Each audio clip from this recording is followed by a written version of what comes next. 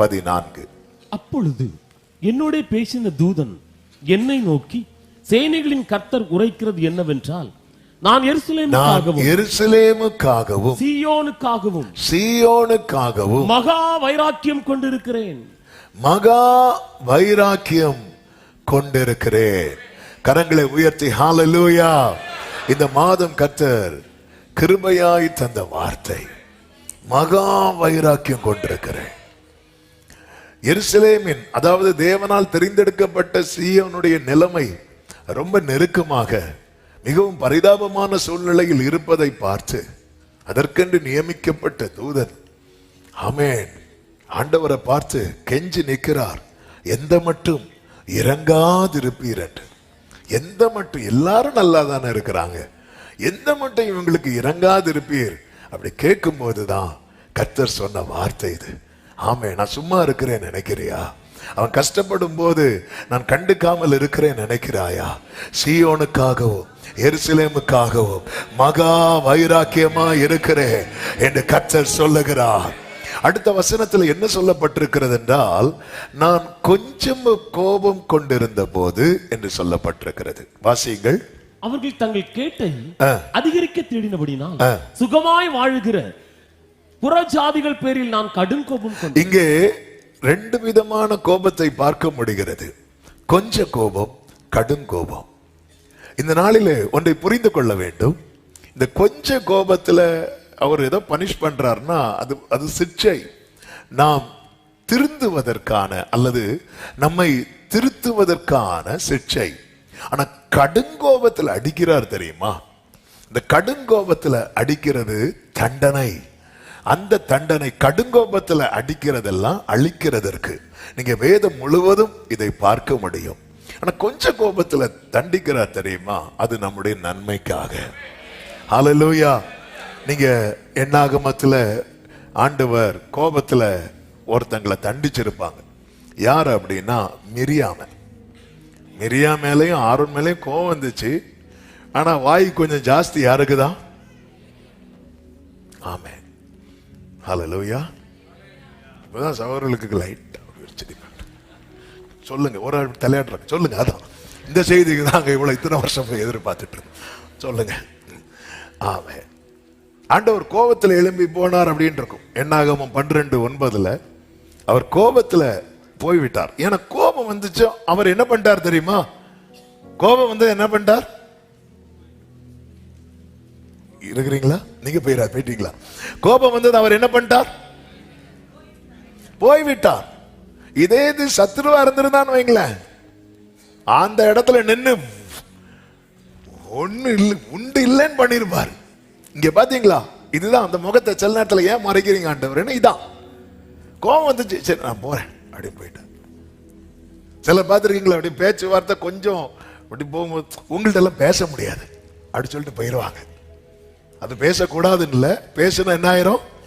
பிரச்சனை ஆயிரும். அவர் கோபத்துல போய்விட்டார். அவர் போனதும் மிரியாமுக்கு என்ன ஆச்சு அப்படின்னா 10வது வசனத்துல சொல்லப்பட்டிருக்கிறது, மேகம் கூடாரத்தை விட்டு நீங்கி போயிற்று. மிரியாம் உறைந்த மழையின் வெண்மை போன்ற குஷ்டரோகி ஆனாள். ஆரோன் மிரியாமை பார்த்தபோது அவள் குஷ்டரோகியா இருக்க கண்டான். ஆரோன் மோசே கிட்ட சொல்ல, மோசே ஆண்டவரை பார்த்து கெஞ்சுகிறான், ஆண்டவரே அவளை குணமாக்குங்க ஆண்டவரே, இப்படி அடிச்சிட்டீங்களே ஆண்டவரே. சொல்லும் போது கர்த்தர் என்ன சொல்லுகிறார்? 14வது வசனத்துல, மோசேயை நோக்கி, அவள் தகப்பன் அவள் முகத்திலே காரி துப்பினது உண்டானா? அவள் 7 நாள் வெட்கப்பட வேண்டாமோ? 7 நாள் வெட்கப்பட வேண்டாம். எப்படி கொண்டு வரார் பாருங்க. இது ஒரு அப்பா பிள்ளை அடிக்கிற அடி அப்படிங்கிறார். ஒரு அப்பா பிள்ளை அடிக்கிற அடி.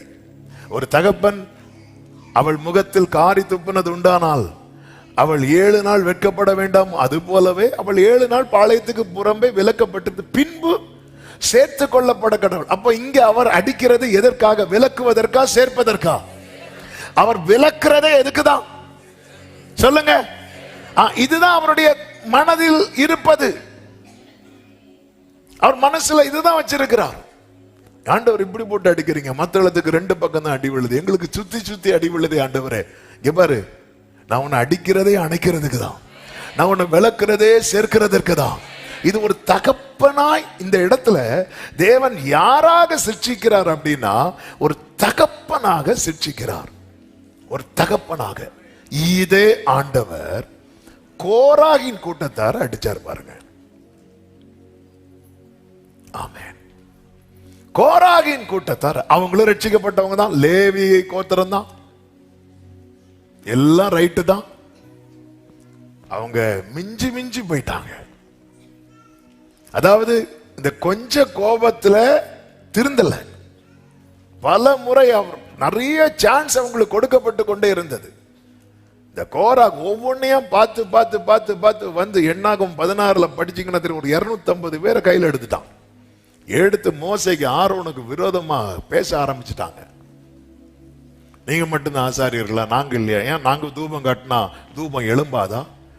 எங்களுக்கு ஜெபிக்க தெரியாதா? எங்களுக்கு பாட தெரியாதா? எங்களுக்கு ஆராதிக்க தெரியாதா? அடிக்க ஆரம்பிச்சுட்டாங்க. மோசே அப்படி முகங்குப்புற விழுந்துட்டார். ஆனாலும் நிக்கிறாங்க, துணிஞ்சு நிக்கிறாங்க. மோசே வான் பண்றார், நீங்க மிஞ்சி போறீங்க. அவங்க ஆரோன் மோசேட்ட சொல்றாங்க, நீங்க ஓவரா போறீங்க. மிஞ்சி போறீங்கன்னு என்ன? நீங்க ஓவரா போறீங்க. மோசே சொல்ற, நீ தாண்டா ஓவரா போற, இப்படி பண்ணாத. இல்ல நாங்க இப்படிதான் இருப்போம், இப்படிதான் இருப்போம். ஆண்டவருக்கு கோபம் எழும்பிச்சு பாருங்க. என்னாகும் 16வது அதிகாரம் அதனுடைய 32, 33 வசனங்களிலே சொல்லப்பட்டிருக்கிறது. பூமி தன் வாயை திறந்து அவர்களையும் வீடுகளையும், இது சரியான பனிஷ்மெண்ட். இது அழிவதற்கான தண்டனை.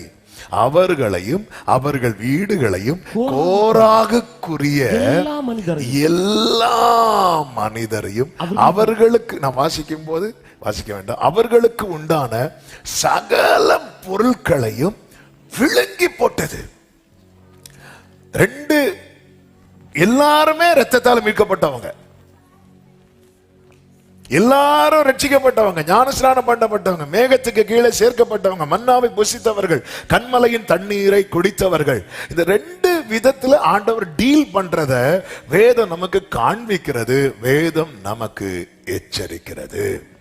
அப்ப இந்த கொஞ்ச கோபத்துல நான் என்ன செய்ய வேண்டும் அப்படின்னா, நான் மாறுவதற்கு என்னை ஒப்பு கொடுக்க வேண்டும், நான் திருந்துவதற்கு என்னை ஒப்பு கொடுக்க வேண்டும். இந்த கொஞ்ச கோபத்தை எதாக்கிற கூடாதுன்னா அதிக கோபமாக்கிற கூடாது. தேவனை பரீட்சை பார்த்த ஒருவனும் கானானுக்குள் வருவதில்லை என்று கர்த்தர் சொல்லவில்லை. மாறாக இதோடு கூட என்னை எத்தனை முறை பரீட்சை பார்த்த? 10 முறை பரீட்சை பார்த்த. 1 2 3 4 5 6 7 8 9 10 இதுக்கு மேல அவருக்கு பொறுக்க முடியவில்லை. ஆமென். எரேமியா 15வது அதிகாரத்தில் ஒரு வார்த்தை இருக்கிறது.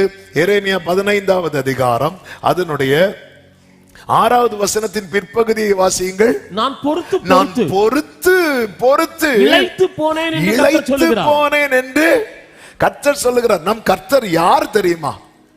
நம்ம அவரையே எப்படி ஆகிட்டோம் பாருங்க. அவர் யார் தெரியுமா? அவர் சோர்ந்து போவதும் இல்லை,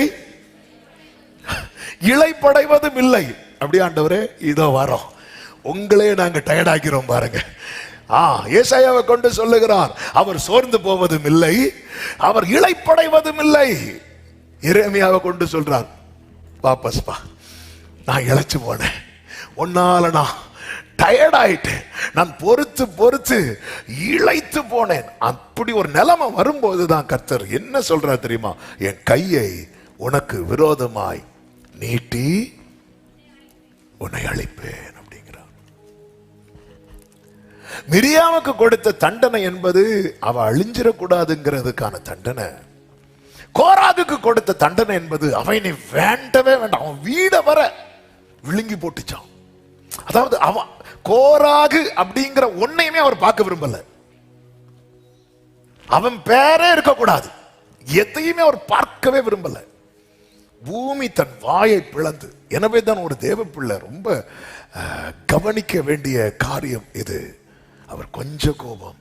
இன்னைக்கு நான் நிர்மூலமா இருக்கிறேன்னா ஆண்டவர் சில நேரத்துல சில சிக்ஷைகளை தருகிறார், சில காரியங்களை தடுத்து வைத்திருக்கிறார், சில மதில்களை எழுப்புகிறார், சில முட்களினால் சில காரியங்களை அடைத்தும் என்னை ஜீவனோடு காக்கிறார் என்றால் ஒரு காரியம் தெரியும், அவர் தகப்பனாக தான் நிற்கிறார், அவர் தகப்பனாக நிற்கிறார்.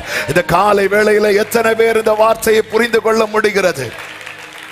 1 சாமுவேல் 25வது அதிகாரத்துல 2 கேரக்டர் சொல்லப்படுகிறது. ஆமென். அதை வைத்துதான் இந்த நாளில இந்த செய்தியை கொண்டு செல்ல விரும்புகிறேன். ஆவியானவர் காண்பித்த வெளிச்சத்தின் பிரகாரமாக அந்த 2 பேர் வேற யாரும் கிடையாது. ஒருவன் பெயர் நாபால், நாபாலுடைய மனைவி, அவ பேர் என்ன தெரியுமா? அபிகாயில்.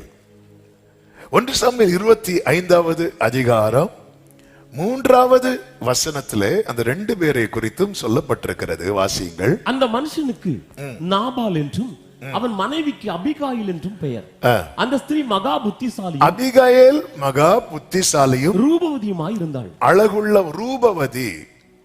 அவ ரொம்ப நல்லவ. ஆனா இந்த நாபால் இருக்கிறான் தெரியுமா? முரடனும் துராகிருத்தனுமாய் இருந்தான். அது வாசிக்கும் போதே அப்படின்னா என்ன அப்படின்னா, மோசமானதே செஞ்சிட்டு இருப்பான், தீமையானதை நடப்பிக்கிறவன். அவனுக்கு நன்மை செய்யவே தெரியாது.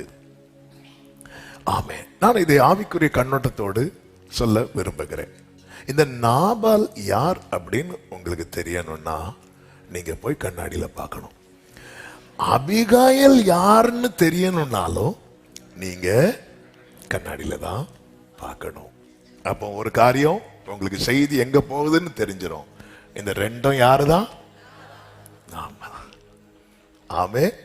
1 கொரிந்தியர் 2:13 பவுல் அப்படித்தானே சொல்லுவார், அவைகளை நாங்கள் மனுஷ ஞானம் போதிக்கிற வார்த்தைகளாலே பேசாமல் பரிசுத்தாவி போதிக்கிற வார்த்தைகளாலே பேசி ஆவிக்குரியவைகளை ஆவிக்குரியவைகளோட சம்பந்தப்படுத்தி காண்பிக்கிறோம். வேத வாக்கியங்கள் எல்லாம் யாரால் எழுதப்பட்டிருக்கிறது?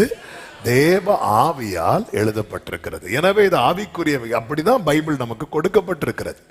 சரித்திரமாய் படித்துட்டு போனா நாபால்னு ஒருத்தன் இருந்தான் அப்படின்னு சொல்லிட்டு போயிடுவோம். ஆனால் இந்த நாளிலே ஆமே நல்ல புரிந்து கொள்ளுங்கள். ஆமே, இந்த நாபால் நம்மில் அழிந்தால் அபிகாயில் வெளிப்படுவாள். அபிகாயில் வெளிப்பட்டாள், ராஜாவுக்கு மணமாட்டி ஆவாள்.